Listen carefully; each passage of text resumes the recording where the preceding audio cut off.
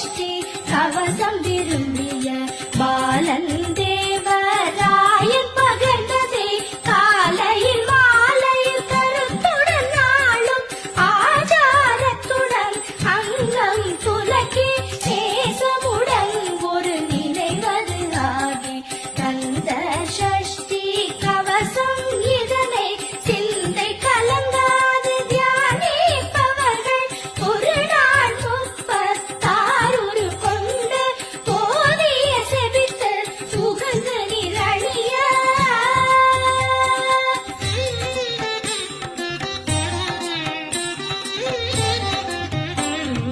போதிய செபித்து உகந்து நிரழிய